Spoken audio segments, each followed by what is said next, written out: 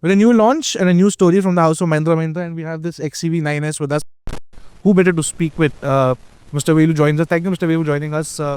Velu-san, first of all, I want to ask you, what do you think this is the opportune time to come with a SUV within 1 year? Offer two fantastic SUVs already being launched. Now a 7-seater. You think would have waited more? Or do you think this is the right time to get into the new car? When we designed the INGLO platform and the three models, the top pairs were in the pipeline, and we have been designing together because it's a lot of components are modular components. Commonalities are higher.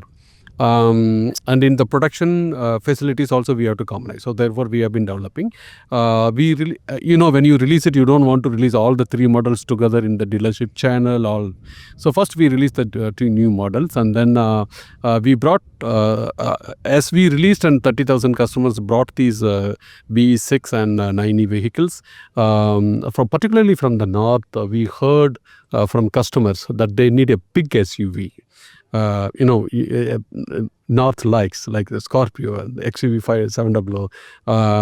So in the electric form also, they wanted the SUVs. That was one insight. Second is the family. Family wanted a 7-seater car. So these two strong inputs came from North.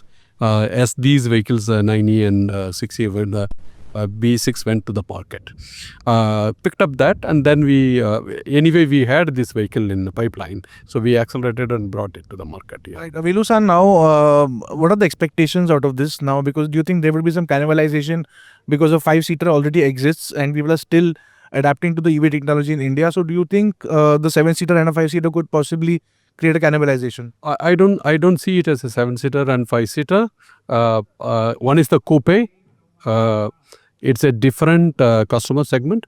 We give choices to the customers, and the fact that the today's 5-seater is selling and the customers are asking for the 7-seater, it clearly indicates that segment of the customers are different. B6 customers are different, and every time we have introduced a model like this, we have always seen the market overall, the addressable market has grown rather than the cannibalization. So I won't worry about cannibalization and restrict our growth. Rather, I will increase the market share and market volume.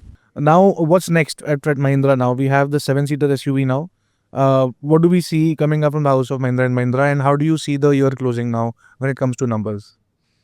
So, can you repeat the question? The question is that when it comes to a newer year now, we're closing the calendar year, what are your expectations from the year now, and where do you see the sales closing? Because do we see a double-digit growth for the sector now, considering GST reforms have been announced and people are buying new frenzy cars? So what is your outlook now? So both ICE and EV put together, we have been growing double digit, as you have seen, and we hope that the momentum generated by the GST is great. So we have seen the great growth in the September-October period billings, and that momentum is still continuing. So it is not the festive boost, it is the GST plus festive boost happened, and the GST momentum is still continuing.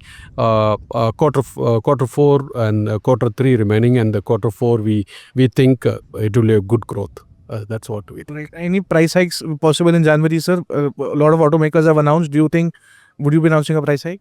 Unless there is a huge change in commodity prices, I think we don't intend to increase the prices, because the GST has done the what it can do to boost the sales, and we don't want to change the pricing right now, indicating that because the GST can, we want to take an advantage of that. I think that we are not intending to do that. Yeah. Thank you so much for speaking to us. Thank you so much.